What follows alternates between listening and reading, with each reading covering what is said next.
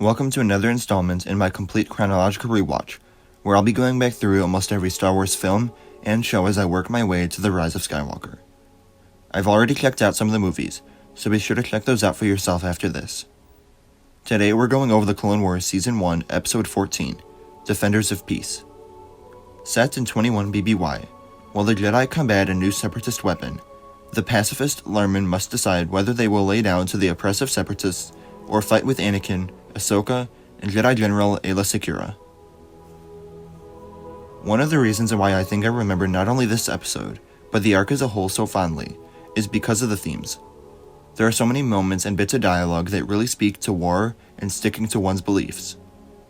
The Lurmens, and especially Elder T. Watka, are proud people and are willing to stick to their beliefs and values, even if it means they will be slaughtered. Because that's what is most important to them. But Anakin also had a moment that really stood out to me, where he responds to Ka saying to let them, the Jedi, stick to their beliefs too, and defend the colonists. This whole arc really focuses on the idea of seeking out war versus it coming to you, and how different people react to it. When the war began, the Jedi weren't necessarily eager to fight, but were more than willing to sacrifice some of their morals in the belief that they were fighting for the Republic and the greater good. As the war has progressed, the Jedi have become more of an army than peacekeepers. But when war came to the Lurmen's planet, they were still unwilling to fight back and defend themselves.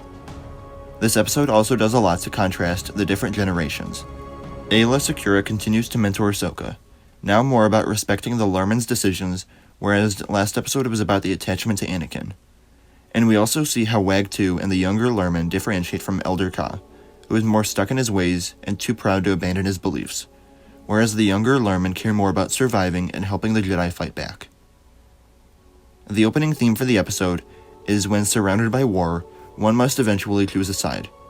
And even though I feel like this is explored multiple times throughout the series, I really like how it is developed here. The Separatists also have a presence in the episode, which I think is part of what made it more enjoyable for me. They make for a much better physical antagonist than some native creatures.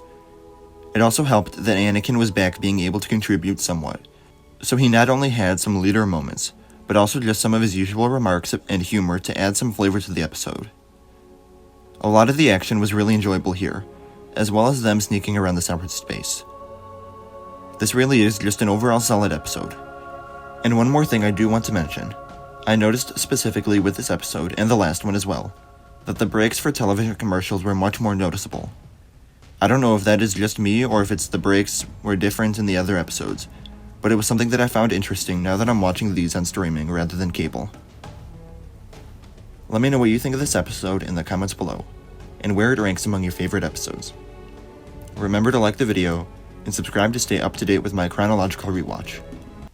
As always, thank you all for watching, and remember, the Force will be with you, always.